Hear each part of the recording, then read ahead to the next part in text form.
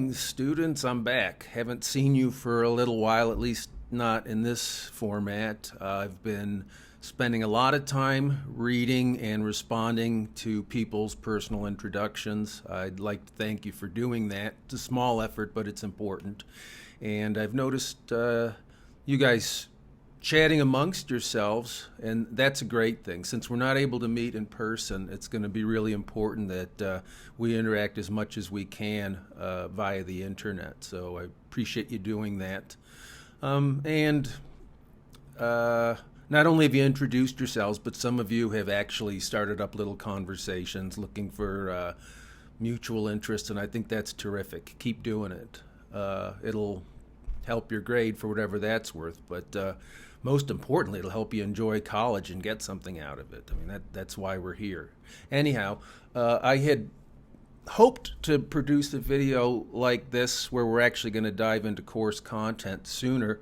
I've held off on that for a number of reasons. One, because I wanted to let you guys have a chance to meet and greet the way I just mentioned.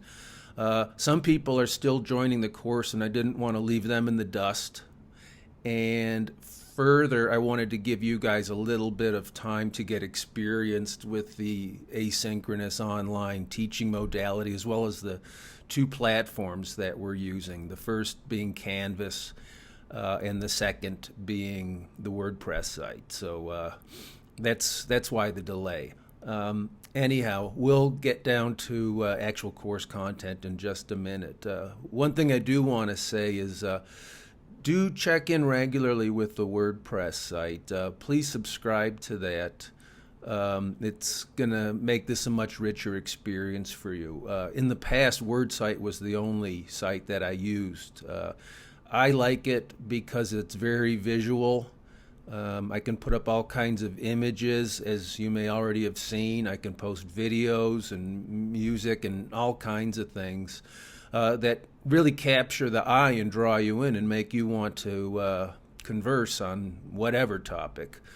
Whereas if you go over to Canvas, I can start a new discussion and all you'll see is a little heading sandwiched between 15, 20 other headings above and below it, and there's really not much there to allure you and get you interested in having a conversation. So by far I prefer WordPress, though we use Canvas now at the university's insistence, and so I'm going to be doing that. But again, the major content of the class is going to be on WordPress, and it'll be on Canvas that we can chat amongst ourselves in privacy and securely. So again, shuttling back and forth between those two platforms may take a minute or two, a day or two to get used to, but it's not hard, and it's going to make your experience a lot richer and more fun and instructive. So give that a try, please. Anyway, without further ado, let's launch into the Calvin.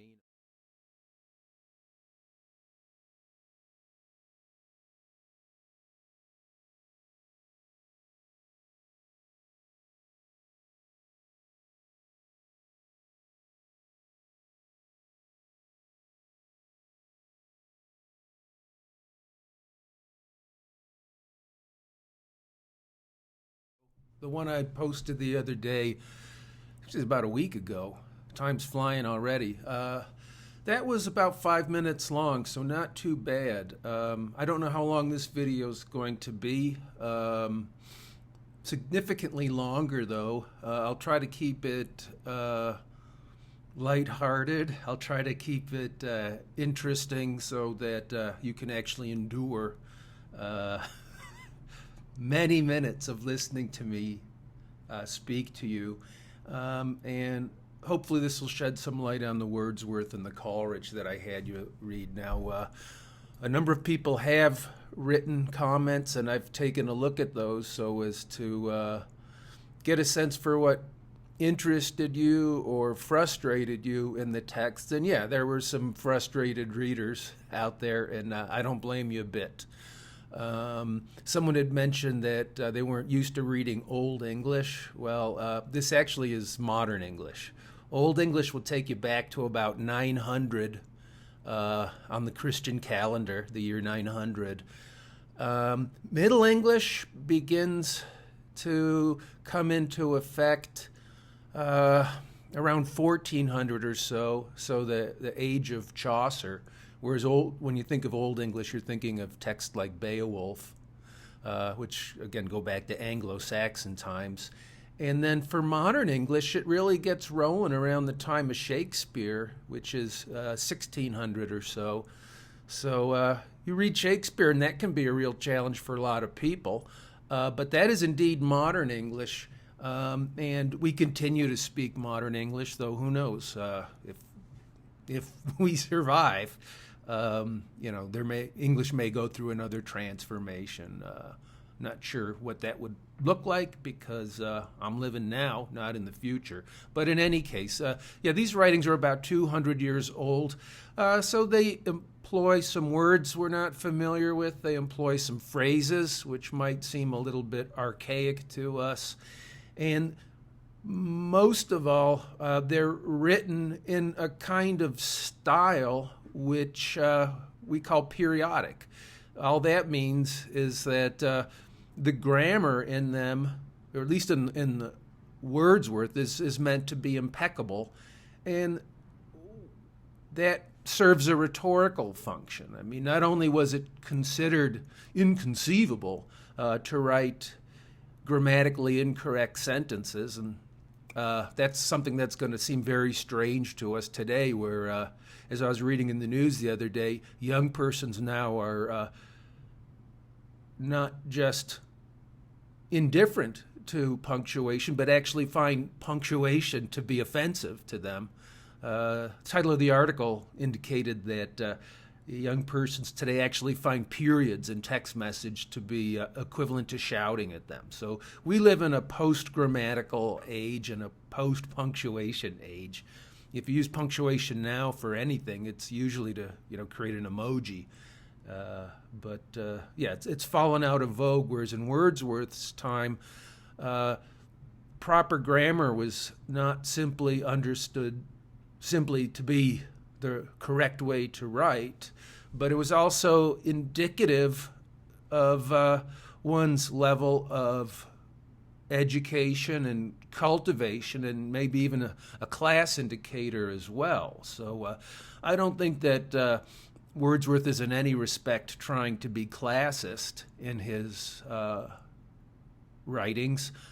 If anything, once you get into the actual content of the writings, you'll see that he's the opposite of classist.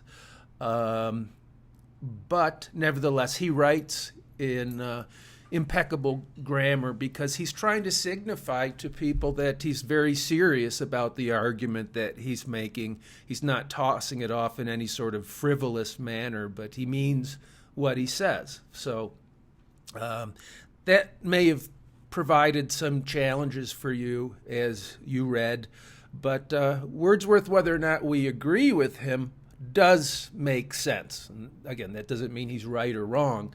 It simply means that there is an argument there, that the argument is coherent, and he's trying to communicate something very specific, not simply speak like what they, in Spanish, the word would be fanfarrón. He's not blowing his own horn. He's actually trying to make a serious and sober argument. So I'll try to explain what that is to you over the next several minutes. Coleridge, if you actually read him, seemed like people had a little bit less interest in him, and I can see why that might be the case, though. If you do understand him, I think, at least to my mind, his arguments are more interesting, possibly because they're a little bit more in keeping with the way I think. But what you'll notice about Coleridge is he's difficult amongst other, he's difficult because his ideas are quite difficult and because they presuppose that you've done all kinds of reading that Wordsworth does not presuppose. Wordsworth, of course, expects that you've read some poetry, something that nobody does these days anymore, but he doesn't expect you to be erudite, whereas Coleridge has read everything, and if you haven't and you can't follow his argument, then tough. At least that's his attitude. But in addition to the difficulty of the content, as you may have noticed, like he's all over the place, and he's not keeping impeccable grammar the way Wordsworth is. He even uses in the text two words to distinguish the two different styles. Wordsworth is speaking or writing in what we'd call a discursive manner. There's a flow of ideas in proper succession over time, whereas Coleridge, and that again would be with reference to Wordsworth, whereas Coleridge is writing in what he would call, and he does use the word, a more intuitive fashion. And intuitive means what? It's not making a step by step, carefully measured argument, but he's jumping all over the place. He's getting the big picture, then he's diving down into details, then he's zooming out again, and then zooming back in somewhere completely different from where he began his flight. So it just makes it a lot harder. They're two different styles of writing, but they're also two very different styles of thinking, each representative, for obvious reasons, of the person who's thinking or writing in that fashion. So there's where a lot of your frustration is going to come from. And I'll be honest, I kind of feel bad making these the first readings of the semester, especially when my other classes, I had them read some very delightful short stories that were quite easy, and for the most part, absolutely everybody loved them, whereas I'm throwing you guys right into the deep end of the pool. So I kind of apologize for that, but kind of not. It's college, you're supposed to be challenged. The reason I do assign these at the very beginning, though, is that this is a class on the 20th century. And, you might immediately think, well, if this is a class, as it advertises itself to be, on the 20th century, then why are you making us read stuff from 1800? And the answer is this movement that these two authors represent, Wordsworth and Coleridge, are the foundational figures in what's called English Romanticism. And they're fairly typical of Romanticism in general, though these are the two founding figures in the English literary tradition. And I'll just come right out and say it. Romanticism is everything that the 20th century wants to overcome and leave in the dust. So I'm teaching these not because they are representative of everything else or anything else that we'll read this semester. Teaching these texts, I've assigned them to you to read because I want you to see what the 20th century rejected. They rejected Wordsworth, and to a lesser extent, but nevertheless they still did it, they rejected Coleridge. Romanticism had to go. If you want to be modern, you've got to get over Romanticism. And we'll, with the next set of readings, do exactly that. We're going to go into the 20th century, and we're going to see people try to tear these two dudes down. So word to the wise, understand these texts, but when it comes to finals time, I would strongly discourage you from writing on either of these figures because, as I said, this is what we're reacting against. This is not representative in any way of the 20th century. So on that cheerful note, let me get right into the readings. One of the things that you'll see in the very first sentence, well, you see that Wordsworth is doing what? The preface is named a preface because it's meant to introduce a book. And this book is going to be a collection of poems co-written by Wordsworth and Coleridge called Lyrical Ballads. It's right there in the title.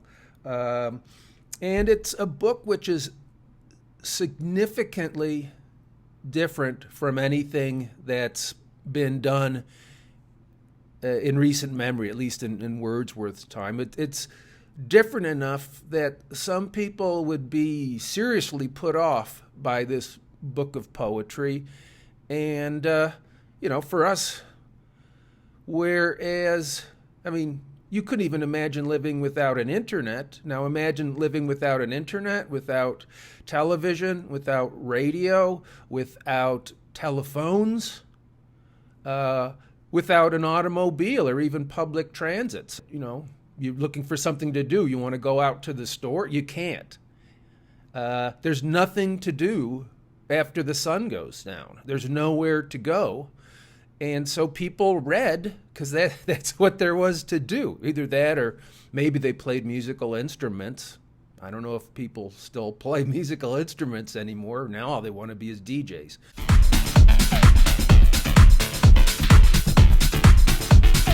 But in any case, Wordsworth is writing this new volume of poems, and in order to explain to people why it's so appreciably different, he writes this preface. But the word that captures my interest in the very first sentence is that he calls this an experiment. Well, so what? Everybody knows what an experiment. Well, no, not everybody did in Wordsworth's day know what an experiment was. There was still in 1800 no such thing as a laboratory of the type that the way we understand science. They did not exist. Those only emerged laboratories, laboratory sciences, scientists who populate them. They only came into being with the rise of the modern state-sponsored research university, and those weren't created until around 1812 or so. So actually 1810 I think is a better date, but in any case, none of that existed. Now, were people doing experiments? They were, but they weren't scientists, they were gentlemen. Gentlemen had leisure and they had money, and so they had to find something to do to keep up their spirits, to occupy their idle hours, and so they did all kinds of investigations into nature. They wouldn't, again, do it in a laboratory. They just do it in their own homes.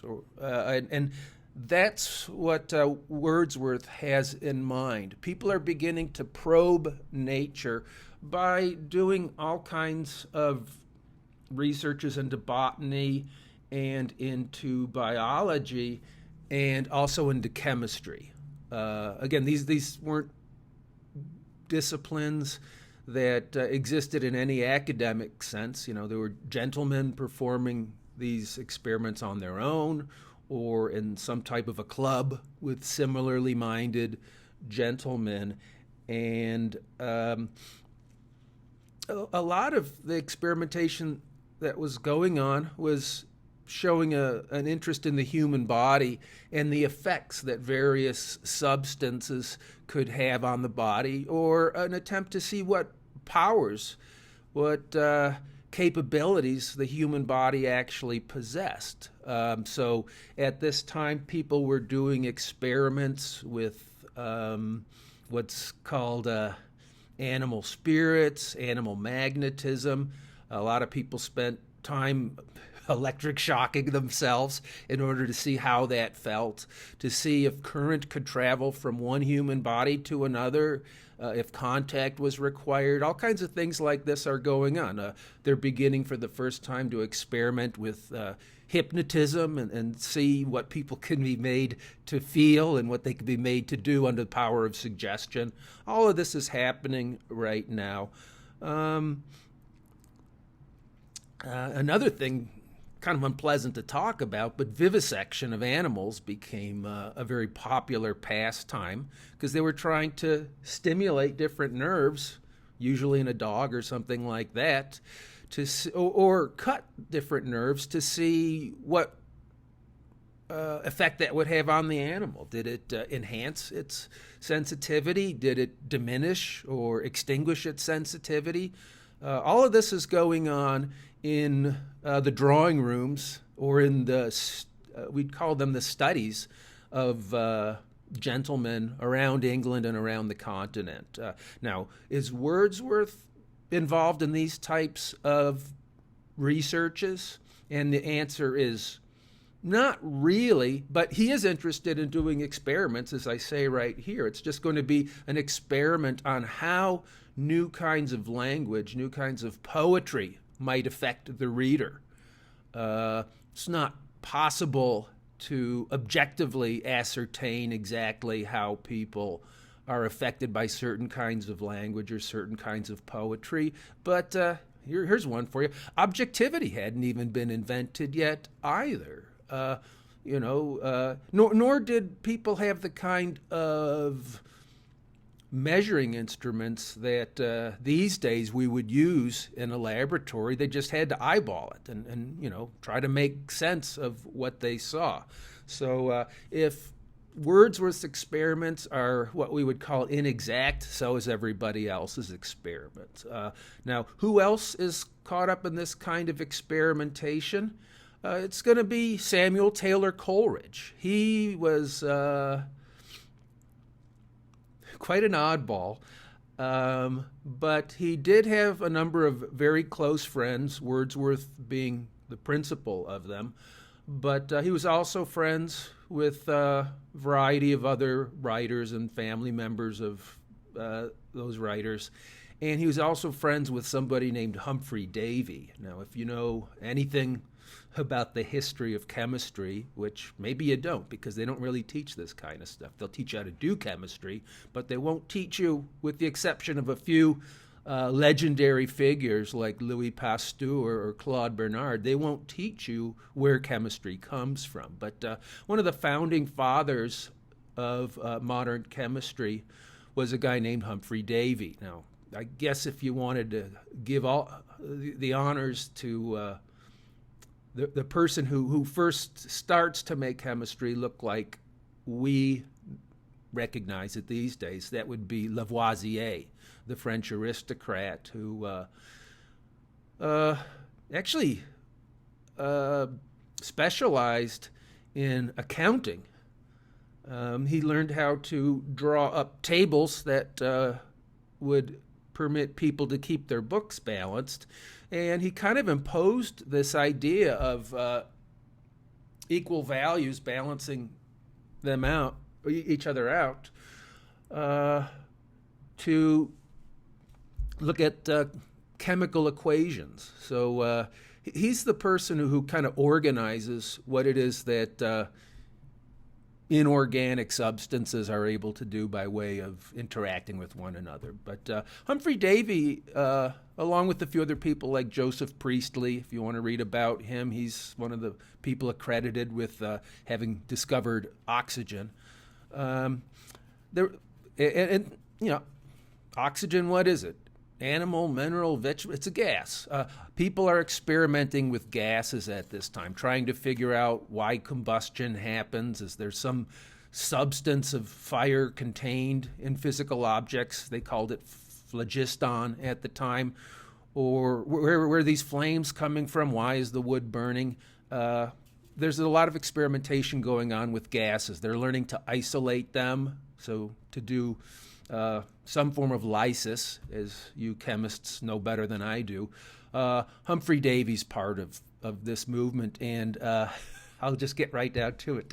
One of the gases that he's really interested in is nitrous oxide, because it does have very powerful effects on the body. If you don't know what nitrous oxide is, it's laughing gas. And he and his buddies would get together at night, and in the name of science, they would huff gas, and they would start to trip out. And, I think they really were serious about these experiments, but I also think they were having a great time. Anyway, who was one of these dudes? Coleridge was part of that whole research into laughing gas and the types of ways that it could alter the human mind, if only temporarily. So Wordsworth is saying he wants to conduct an experiment to see how the human mind can be altered, either for the better or for the worse, by not new substances introduced to the brain, but by new language being introduced in the brain. And that's exactly what this preface is all about. So we actually covered quite a bit of ground in only one sentence. But the thing that he's going to be interested in is producing a kind of poetry which has a salutary effect on the reader. And a lot of people, as they read through this, despite the fact that it might have been challenged to them, very accurately picked up the fact that Wordsworth is passing moral judgment on earlier writers. Not all earlier writers, but the writers of the last generation or so, say from the last 100 years. It seems to him that English literature and English culture, and I'll go so far as to say the English sensibility and the English mind have gone through a process of degradation, and it's continued to such an extent that Wordsworth would actually say that he is living in an age of decadence. And what he wants to try to do is correct that problem by introducing a new kind of poetry which will actually be healthful, that it will reflect what a healthy human being looks and acts like, what a healthy human being speaks like, and in the process of showing that, demonstrating it through the style of writing, he's hoping to actually correct these problems that he finds with the culture. He's trying to take it out of a state of decay or decadence and restore it to health. He'll talk about moral relations, and when he talks about morals, he's not talking about the Ten Commandments or anything like that. He's simply talking about the quality of relationships that we enjoy with other people. So, if Wordsworth saw the internet, which obviously he couldn't, he would have seen that too as a degradation of moral relations, that we call people friends very, very easily now, whereas in his day, a friendship had to be earned over time. And once you made friends with somebody, you stayed friends with somebody. You didn't just click people in and out of your life. You didn't just swipe partners on Tinder in and out of your life.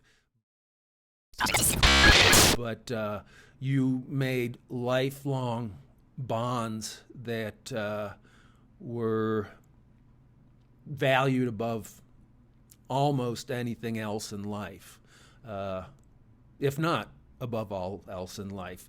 And if you did end up severing a friendship with another person, that was a huge deal.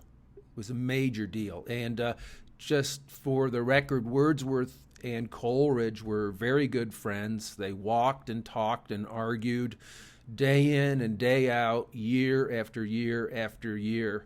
They shared their ideas. They read one another's poetry and made suggestions to one another. It was a big deal. Now, as I said earlier, friendships had to be earned. Sometimes you meet somebody and you just strike it off immediately. Now, I don't know if that was the case with Wordsworth and Coleridge, but if it was, which I suspect it was, then you would see that friendship as truly a gift in your life, that through great fortune or through complete chance or through destiny, this person has now made their way into your life, and you cherish that relationship as the gift that it is. And as I said, the end of a friendship, it was a major deal. We take it casually. If you lose a partner these days, you're over it in a week. Not so back then. I mean, think about it. These are romantics. Romance doesn't mean only love, but it certainly does entail love. And so anyway, Wordsworth and Coleridge are very close friends, but that friendship does eventually come to an end. They end up being unable to stand one another anymore, and they go their separate ways.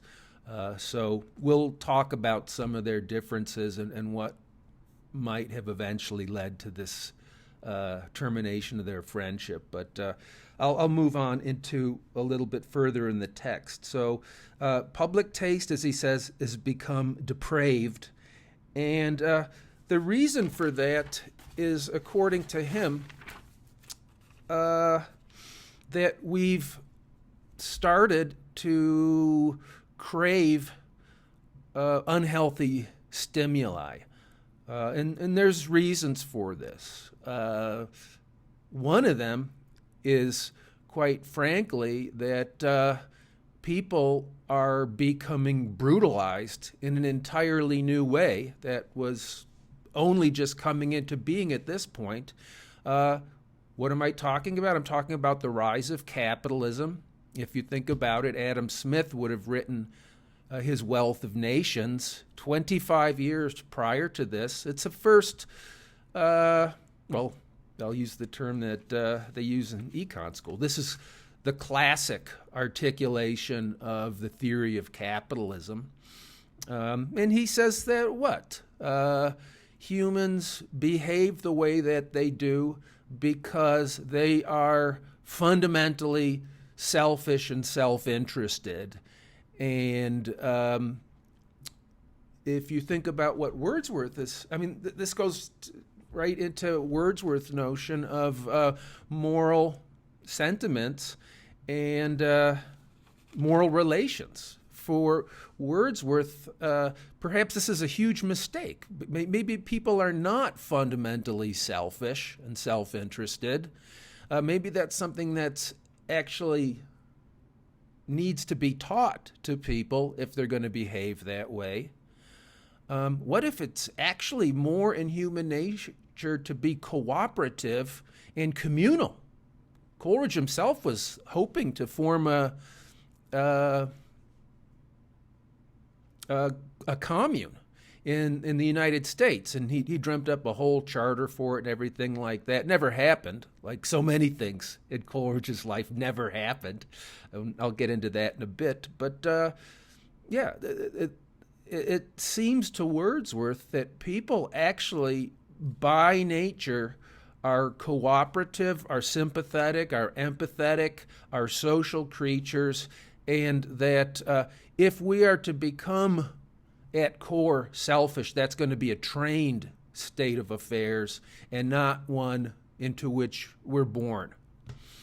Where's he getting this idea from? Oh, I think to a certain extent he's getting it from a French philosopher you'll have heard of named Jean-Jacques Rousseau, who believed that people are born good and that they're born social beings, and to be truly human, you cannot exist in isolation. And yet, with the rise of capitalism comes this idea of the discrete, autonomous individual, self-made, not dependent on other people, and fundamentally selfish. In addition to the rise of capitalism, there emerges a new mode of production which had never existed anywhere in the world prior to this, and England really is the cradle of this new mode of production. It's called the factory system.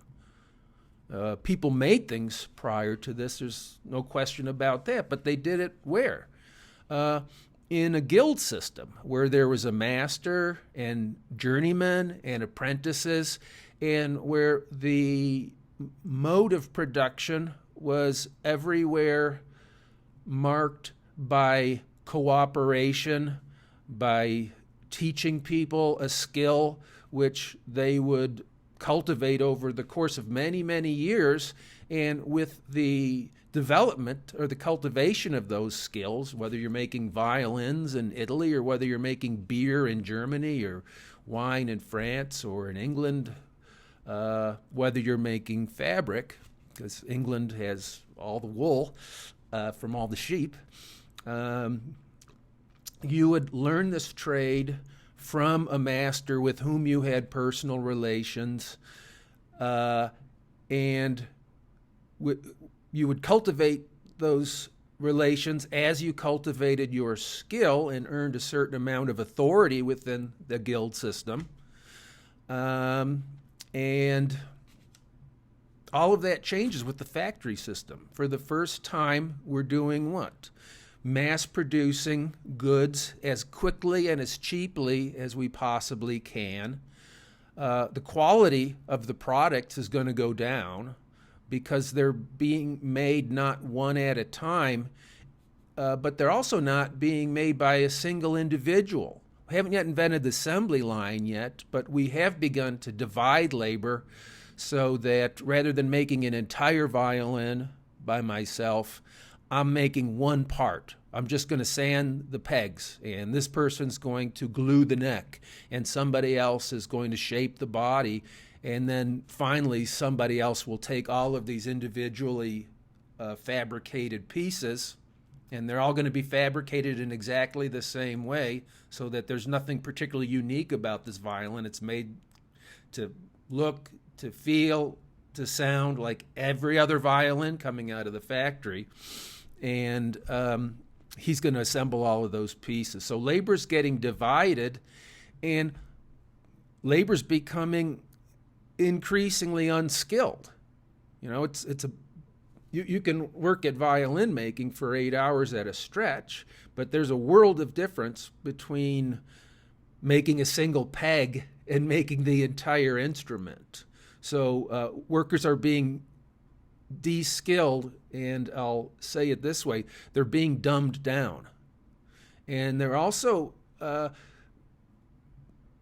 though they're working ostensibly in teams, the work has become more monotonous and it's become more laborious. If you're working in a guild system, work was actually meant to be social and enjoyable. And with the rise of the factory system, work has become drudgery. Also, in the interest of the factory owner, we call that person the bourgeois. What else is happening? We're trying to reduce people's wages to the absolute minimum in order to make the maximum amount of profit. So people are being brutalized physically.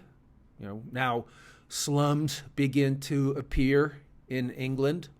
Wordsworth is going to be interested in that, and he's going to be interested in the fact that communities are falling apart.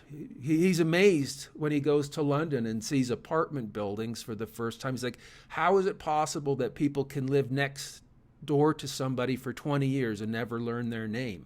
It's absolutely inconceivable to him, and yet that's what's beginning to happen. So people are being physically brutalized, they are being mentally brutalized, and they're being socially brutalized. The word for all of these things, but socially especially, is alienation. So we're living in an alienated world, and Wordsworth's poems are designed to do what? Take humans who have lost touch with their fundamental nature, their human nature, and he's going to try to show them what human nature might actually look like. And the test for whether somebody will get in touch with their human nature is going to be whether or not they can be moved by what Wordsworth would consider to be natural human relations conveyed in plain, natural human language. As far as he's concerned, there's all kinds of literature which are flooding the market now, which have been deliberately written in order to appeal to people who have lost the capacity to be moved by real life. Everything is becoming artificial.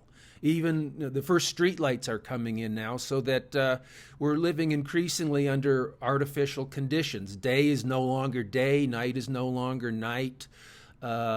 Labor has become drastically separated from leisure and from sociability. And again, we've been dumbed down as readers, and we've been anesthetized by all kinds of innovations in capitalism and the factory system. And as a result of being dumbed down and dulled in our feelings, it's going to take more than it used to take for us to feel any kind of sensation at all, whether it be pleasure or pain or a thrill. And so, what kind of literature does Wordsworth have in mind? Well, he's got two different kinds of literature in mind.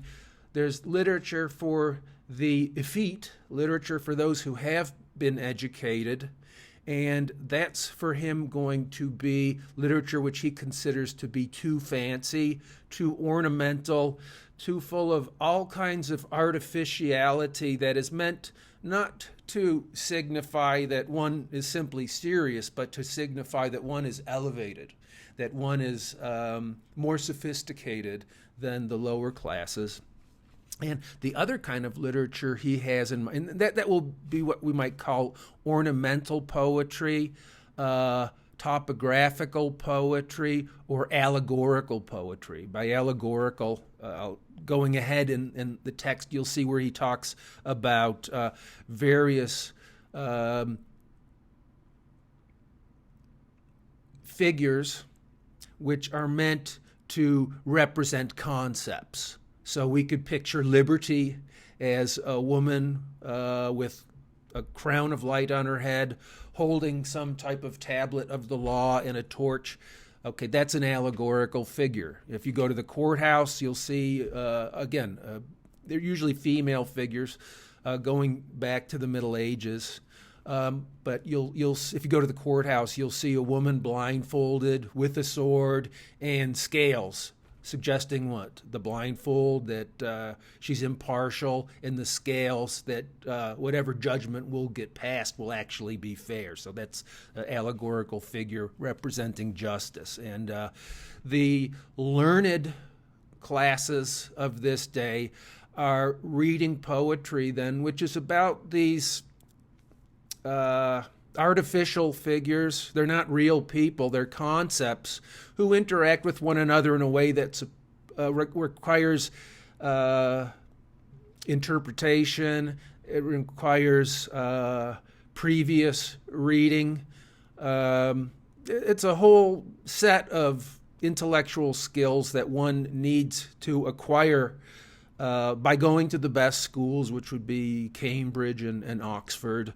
And if you haven't been to those types of schools, this type of poetry is going to be virtually unintelligible to you. And in addition, Wordsworth is going to think that this poetry is written in flowery, ornamental language, heavy with all kinds of conscious and deliberately employed turns of phrase, or what we might call figures of speech. The proper term would be trope, but metaphor, simile, and any host of Greek terms used to talk about all of the fancy ways we can twist our words around one another to say something not literal but figurative.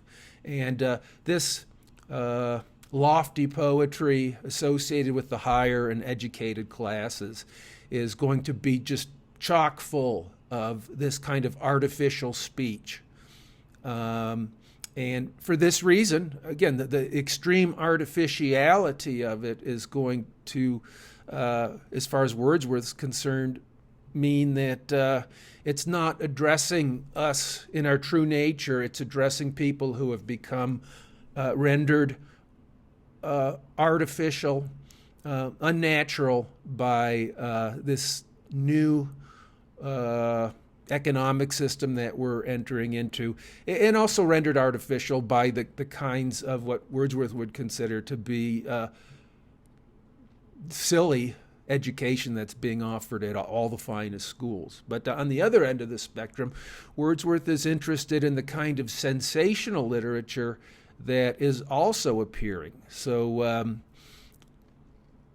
if you like to watch certain Netflix shows or certain movies that are all about ghosts and haunted houses. I think there's the American Horror Story is a popular show right now. I haven't watched it. Maybe one day I will.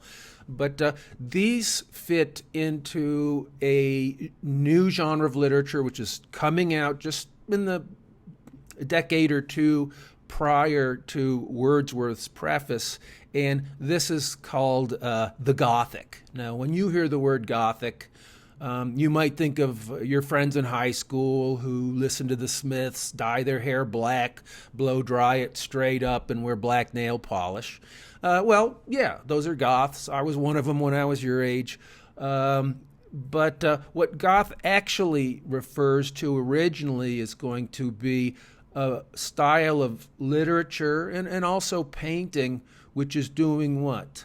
Looking back to the Middle Ages, the Gothic era, and finding a kind of, could I say, prurient curiosity. Prurient is just a fancy word for itch.